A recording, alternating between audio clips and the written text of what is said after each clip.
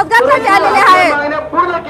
तिकडे बघा, पाठीमागे बघा, पाठीमागे जे त्यांचं चालू आहे, भूमिका चालू आहे, कशा प्रकारे चालू आहे त्यांचा आवाज आपल्याला भारी पडत आहे। आपल्या तोंडातून निदान आवाज पण निघत नाहीये, निघत आहे का आवाज? नाही, आवाज निघत नाही आहे ना। मग आपल्याला रोजगार पण पाहिजे, मानधनात दुप्पट वाढ पण पाहिजे, सगळ्या गोष्टी आपल्याला पाहिजे। पण आपल्या मागण्या, अरे तुम्ही तोंडातून आवाज काढा रे, 10 वेळा वडू वडू सांगत आहे। ते संघटना बघा, ते लोक बघा, त्यांना 15,000 मानधन आहे आणि आपण अल्पशा मानधनावर आपण सरकारचं एवढं पेंडिंग काम आपण करीत आहे। तर आपल्या तोंडातून आवाज बी निघत नाही। आपल्या रोजगारासाठी आलो आहे आपण। एवढ्यात आतापर्यंत जे काही मोर्चे झाले या ठिकाणी, आणि प्रत्येक वेळेला तीच संख्या, आपला 20 पॉइंट काय आहे, मेजॉरिटी संख्याबळ, जोपर्यंत आपली संख्या भरली जात नाही तोपर्यंत काही होऊ शकत नाही आणि शासन आपल्या मागण्या पण विचारात घेणार नाही। तर असं वाटते की आपण बडबड बडबड करत आहे, माहिती आहे, म्हणून मी काय वाटली नाही। बघितलं का चित्र, बघितलं का, काही नाही, तर कोणाला काही घेऊन देणं पण असं वाटतं की बघा। आणि एक अजून सांगायचं म्हटलं, आपलं वय काय, आपलं वय काय, साहेबांचं वय काय आहे हा? एवढ्या त्यांच्या 15व्या वयाच्या वर्षी ते त्यांच्या मानाने एवढा मोठ्या मोठ्याने ओरडू भाषेमध्ये आवाज पण येत नाही। अरे घोषणा देत आहे, अरे तरुण पिढी म्हणतो आपण, तरुण पिढी तुमच्या तोंडातून आवाज निघत नाही मागण्यासाठी। ताई भाषण देत आहे का? भाषण, ताई भाषण, त्रास होत आहे, फक्त नारे चालू करा। भाषण करत आहे का? मी करत आहे, मी एकटी काय करू? मला बोलू का, तुम्ही आवाज द्या।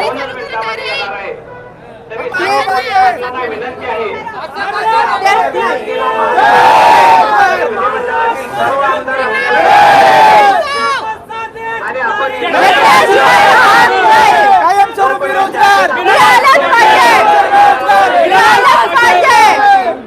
घेऊन जात नाही तोपर्यंत आपण इथं शांततेनं बसायचं ही विनंती।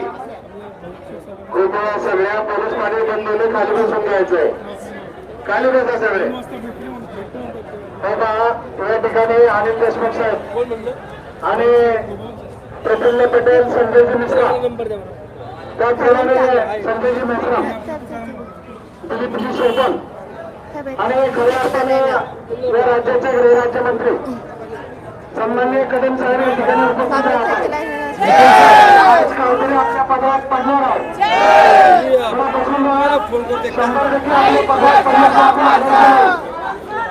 आपल्या हातामध्ये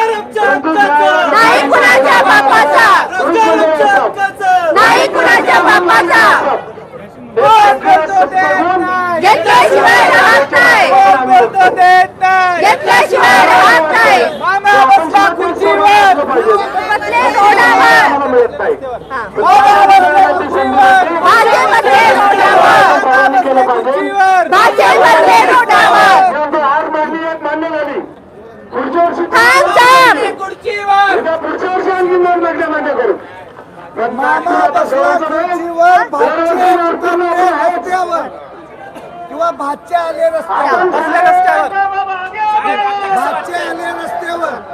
मामा बसले खुर्चीवर, मामे बसले, मामा बसला खुर्चीवर, मामा बसला खुर्चीवर, मामा बसला खुर्चीवर, आता कसा देत नाही।